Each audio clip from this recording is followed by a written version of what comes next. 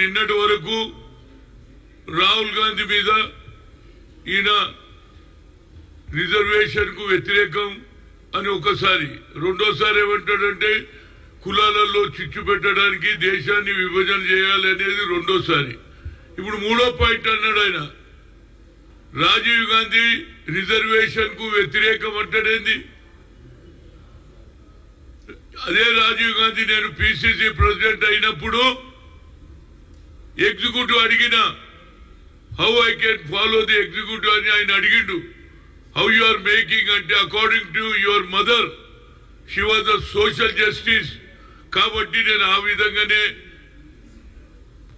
Executive committee తయారు చేస్తా అని చెప్పడం జరిగింది.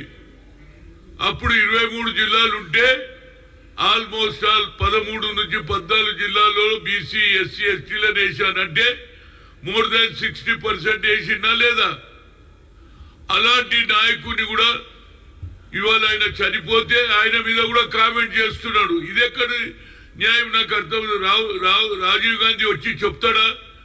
చనిపోయిన ఆయన మీద చెప్తా. అయినా నేను నిన్నే అడుగుతున్నా, నేను ఓబీసీ ఎంపీస్ కన్వీనర్ గా 3 సార్లు కలిసిన, 3 సార్లు ఒకటే అడిగినా క్యాస్ట్ వైజ్ సెన్సర్ చేయి, అదేవిధంగా మా జనాభా ప్రాతిపదికగా హైయెస్ట్ మెజార్టీ ఉంది, మాకు సెపరేట్ మినిస్ట్రీ ఇవ్వన్నా, 2 చేయలే.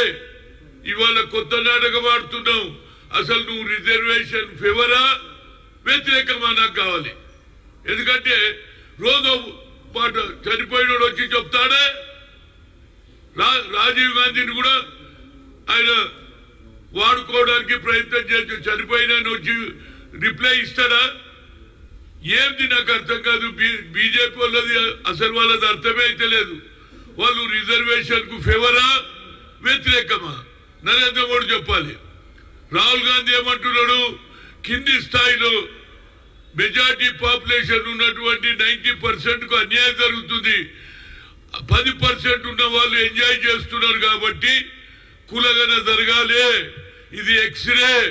కింది స్థాయిలో వాళ్ళ స్థితిగతులు ఎట్లున్నాయని తెలుసుకోవడానికి ఆయన ఒక ప్రయత్నం చేస్తుంటే దానికి ఒక ఏది అనురాగ్ ఠాకూర్ ఏమంటాడు, నీ కులమే తెలియదు, నువ్వు కులగాని ఎట్లా చేస్తావంటే ఆయన ఏమన్నాడు, we come to the power will conduct caste wise census అన్నాడా లేదా?